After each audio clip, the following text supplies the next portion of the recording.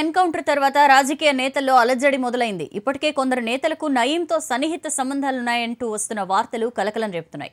కొందరైతే ఏకంగా ప్రెస్ మీట్లు పెట్టి నయీంతో తమకేం సంబంధం లేదని వివరణ ఇస్తున్నారు. ఇక కాంగ్రెస్ నేత కోమటిరెడ్డి రాజగోపాల్ రెడ్డి అయితే బహిరంగంగానే నయీం తనను కూడా బెదిరించాడని చెప్పారు.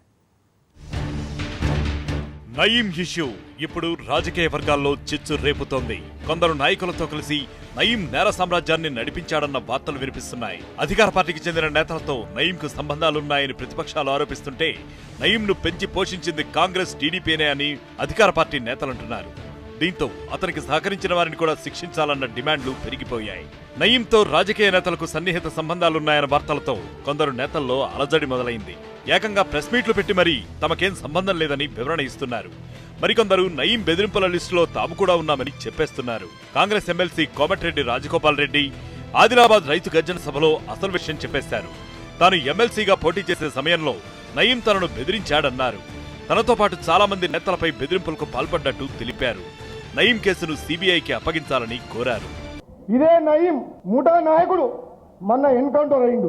2 సంవత్సరాలైంది కేసీఆర్. టీఆర్ఎస్ పార్టీలో నల్లగొండ జిల్లా ప్రతి నాయకుడు నయీం మనిషే. నేను ఎమ్మెల్సీ ఎన్నికల్లో పోటీ చేస్తుంటే నయీంకు సంబంధించిన మనుషులు నా దగ్గరికి వచ్చి నువ్వు ఎమ్మెల్సీగా నువ్వు విత్డ్రా చేసుకో, నువ్వు ఉపసంహరించుకో, లేకపోతే చంపుతామని చెప్పిండు.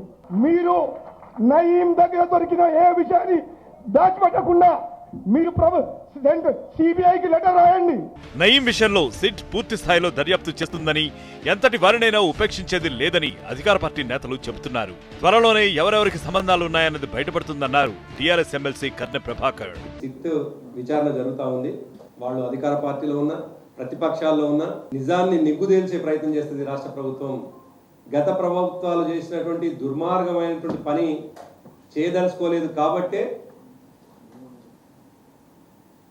సిట్టుని వేయడం జరిగింది. తప్పకుండా నిజాలు నిగ్గుదేలుతాయి. ఇక నయీం డైరీ కూడా అధికార ప్రతిపక్ష నేతల్లో గుబులు రేపుతోంది. ఇప్పటికే టీడీపీ నేత మాజీ మంత్రి ఉమామాధవరెడ్డి తనకు నయీంతో ఎలాంటి సంబంధాలు లేవని ప్రెస్ మీట్ పెట్టి క్లారిటీ ఇచ్చేశారు. విపక్షాలు కూడా టీఆర్ఎస్ నేతలకే నయీంతో ఎక్కువ సంబంధాలున్నాయని ఆరోపిస్తున్నాయి.